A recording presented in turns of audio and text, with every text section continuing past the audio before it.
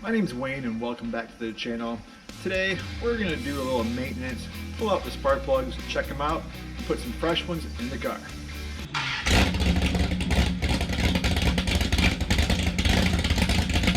So I know you guys are really wanting me to do a review of the suspension and brakes, but man is it being cold. We got hit with some crazy weather this past week here in Michigan. It hasn't been above freezing until today, and we've had a couple inches of snow. I mean, check this out. I mean, it's not bad right now. Today is actually the warmest day we've had in a long time, but I mean, we got snow everywhere. It's just starting to thaw out.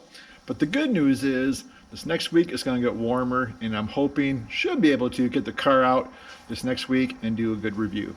So ever since I put the new motor in the car, it's been a couple years now, I have not changed the plugs. And when I originally put the motor in, the engine builder built it and tuned it for me on the dyno. Well, when we put it in the car, it was really rich, going from an engine dyno to being in the car. So I took some fuel out of it, took some jet out, and it ran better, but it still wasn't running great. So then I ended up putting a wideband in the car, which I should have done originally because that helped tuning the car so much, made it a lot easier. Then I had to take even more jet out of it. And originally the plugs were really black, but they cleaned up and it ran better. So what I want to do is pull out the plugs, we'll inspect them, put some fresh ones in, and we'll just start from a clean slate.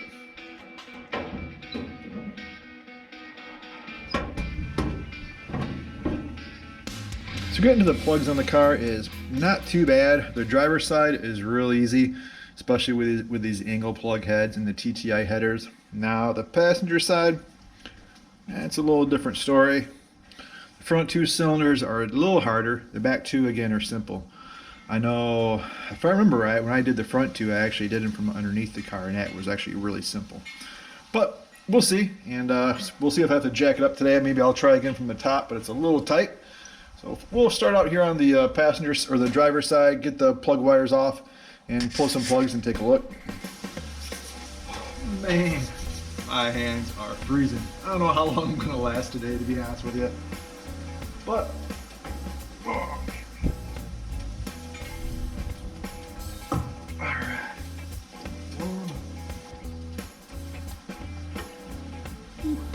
Alright. Alright. All the wires are off. Driver's side. Now, let's pull a couple plugs.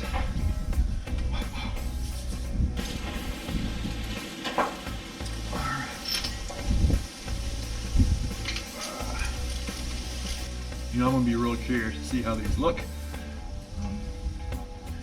Took a little bit of tuning, obviously, like I said, to get the car running pretty good. But I think a new set of plugs will just help things out and get it to run even better. So let's check these out. It's been a while since I've pulled them, so. Oh yeah.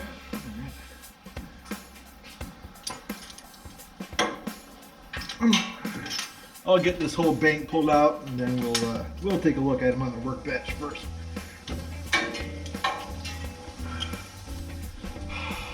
Woo. Oh man,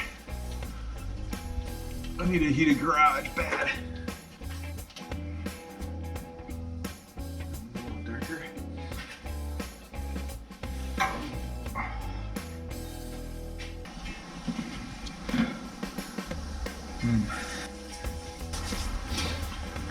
Alright, the driver's side is out, and I can still feel my digits a little bit, and so I think we're going to go ahead and try to pull the passenger side out while I'm in here and try to get this done.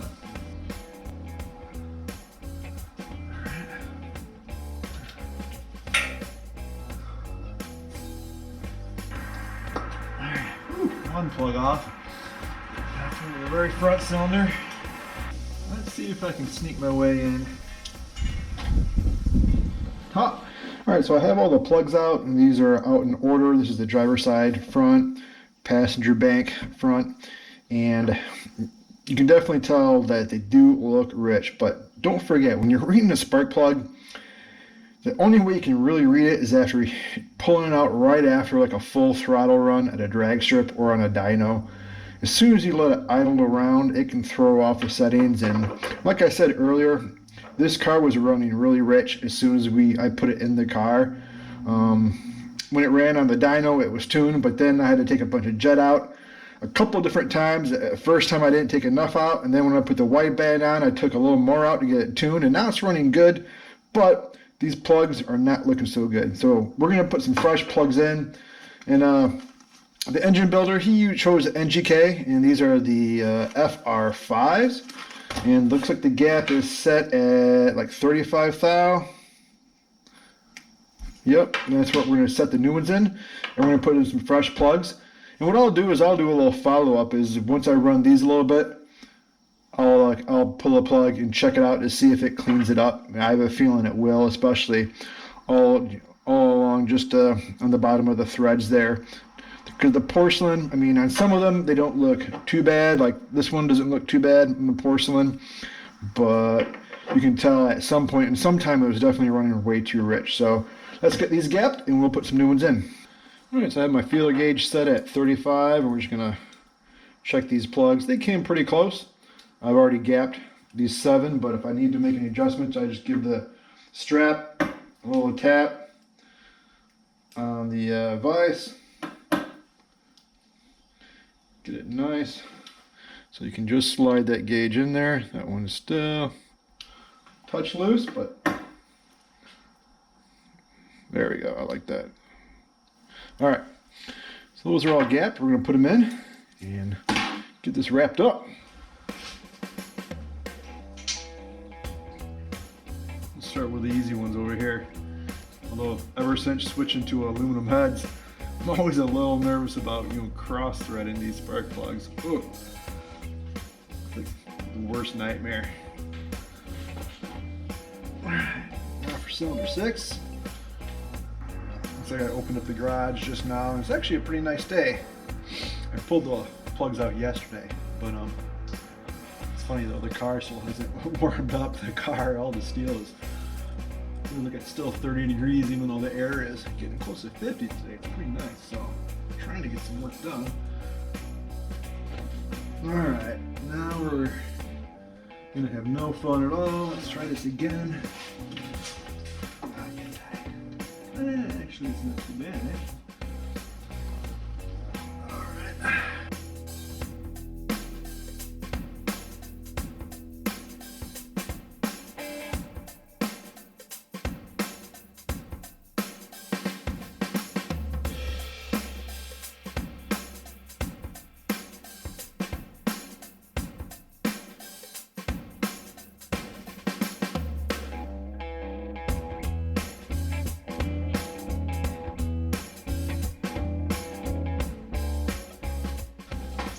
Alright, so the plugs are all in, and I have them all tightened up, and now we just gotta get the spark plug wires on, and I just gotta make sure we get them all in the right order. Thankfully with these fire core wires, they actually have the cylinders marked. There's a little band up here in white with the cylinder number on it, so it really makes install a lot easier so you don't mess up. So let's run this one back. This top one is number 7. So that's the rearmost. And let's see, it's this one right here. And these are nice. These fire core boot wires they all have different boots on them. So they really make them custom for each motor application. So these got 45-degree boots. Works real nice. The back one I point up. This one here, I'm going to point down and go underneath the steering. There you are.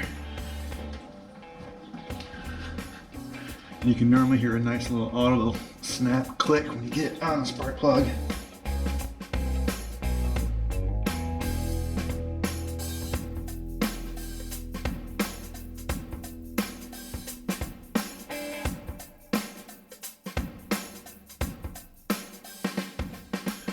Here's just a quick layout of the view of the spark plug wires, how I have them routed and directed. As you can see, a little tight.